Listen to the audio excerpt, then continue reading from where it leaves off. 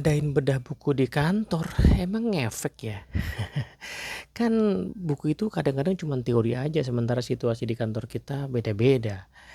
Nah gini teman-teman, ini tidak untuk mengatakan bahwa belajar dari pengalaman, belajar dari pelatihan gitu ya, itu sebagai sesuatu yang buruk. Tetapi saya ingin mengatakan bahwa belajar dari buku memang punya keunggulan dibandingkan belajar yang lain. Ini saling melengkapi lah kira-kira begitu. Apa keunggulannya? Pertama adalah sebenarnya buku yang bagus, asumsinya begitu ya, kita pilih buku yang bagus, itu adalah buku yang dihasilkan oleh penulis atau tim penulis yang memang mumpuni.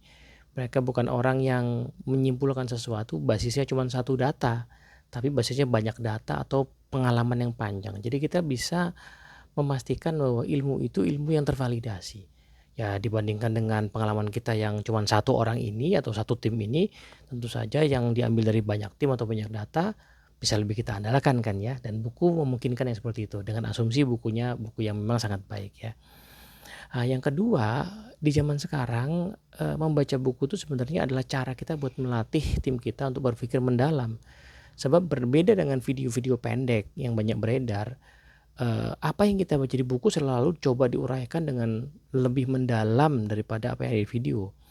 Maka dari itu kita semacam mengantisipasi kedangkalan yang saat ini terjadi akibat video-video pendek itu. Kita ngajak tim kita berpikir untuk lebih deep lah gitu kira-kira. Nah yang ketiga adalah, nah ini yang paling menarik. Sebenarnya belajar dari buku itu proses belajar yang paling murah. Kalau kita belajar dari pelatihan misalnya, ya bagus, langsung dari ahlinya, tapi tentu saja biaya mahal dan nggak bisa sering-sering diadain. Nah beda dengan membaca buku ya, kita bisa baca buku yang agak tebel setahun misalnya ya, tebel bukunya 200-300 halaman, dibedah sebulan sekali per bab, wah itu pengalaman panjang penulisnya bisa kita ambil dengan harga yang sangat murah sekali, compare to tiap bulan kita undang penulisnya kan. Nah, jadi bayangkan kalau dalam 1 tahun kita menghabiskan 1-2 buku aja secara mendalam ya.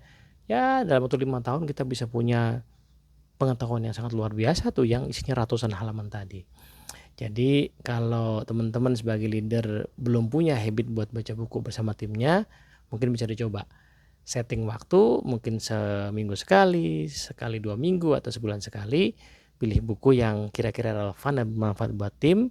Nah, dibaca bareng-bareng, didiskusikan bareng-bareng.